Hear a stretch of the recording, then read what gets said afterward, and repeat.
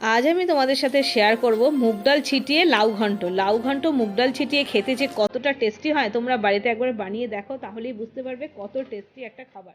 তো লাউ ঘন্ট কিভাবে মুগ ডাল ছিটিয়ে করছি সেটাই আজকে তোমাদের সাথে শেয়ার করছি। প্রথমে আমি একটা লাউ নিয়ে নিয়েছি, দেখো গোটা লাউ নিয়েছি, আর এই লম্বা লাউ নিয়েছি, তাহলে খেতে ভালো হয়।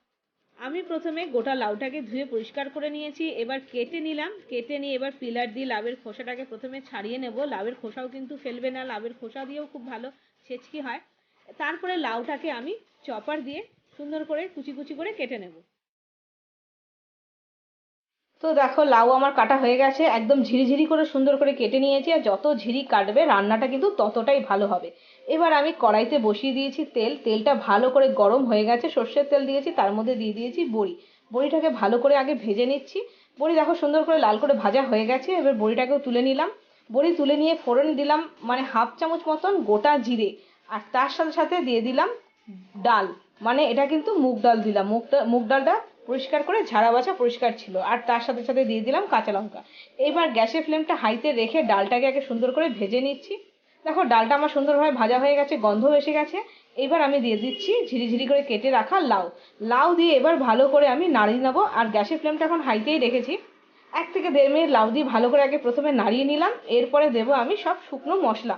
শুকনো মশলার মধ্যে প্রথমে দিচ্ছি 1 চামচ জিরের গুঁড়ো, দিচ্ছি পরিমাণ মতন হলুদ, দিচ্ছি 1 চামচ ধনের গুঁড়ো, আর তার সাথে সাথে দিচ্ছি পরিমাণ মতন নুন। আর এখানে লঙ্কার পরিমাণটা অবশ্যই কাঁচা লঙ্কা দেবে, কোনো লাল লঙ্কা দেবে না, কারণ লাউ ঘন্টতে কাঁচা লঙ্কাই ভালো লাগে।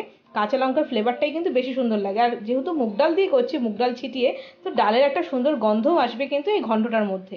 এবার সব মশলা দিয়ে ভালো করে আবার 1 থেকে 1.5 মিনিট নাড়িয়ে নিলাম।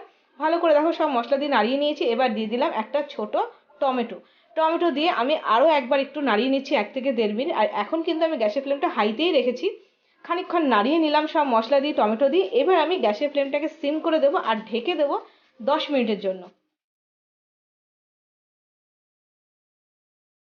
10 মিনিট পরে আবার তোমাদেরকে খুলে দেখাচ্ছি। দেখো লাউ থেকে কত সুন্দরভাবে জল বেরিয়ে গেছে, আর ডালটা কিন্তু এইভাবেই আস্তে আস্তে সেদ্ধ হয়ে যাবে।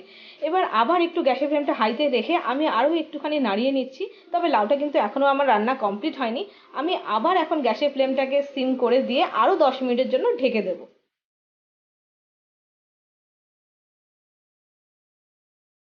এবার আমি আবার 10 মিনিট পর তোমাদেরকে খুলে দেখাচ্ছি। আমার রান্না কিন্তু কমপ্লিট হয়ে গেছে। খুব সুন্দর করে লাউয়ের একটা গন্ধ আসছে, আর ডালটা তোমাদের সামনে আমি টিপে দেখাচ্ছি। ডাল কিন্তু সুন্দরভাবে গলে গেছে।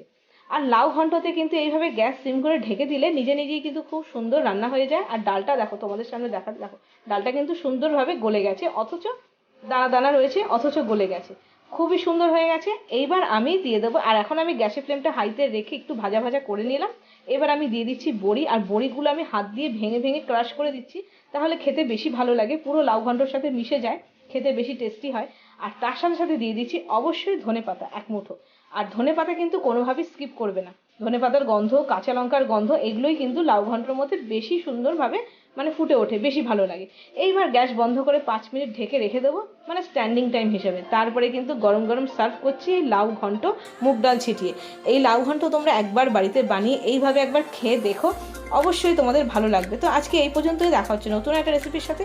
ততক্ষণের জন্য বাই বাই।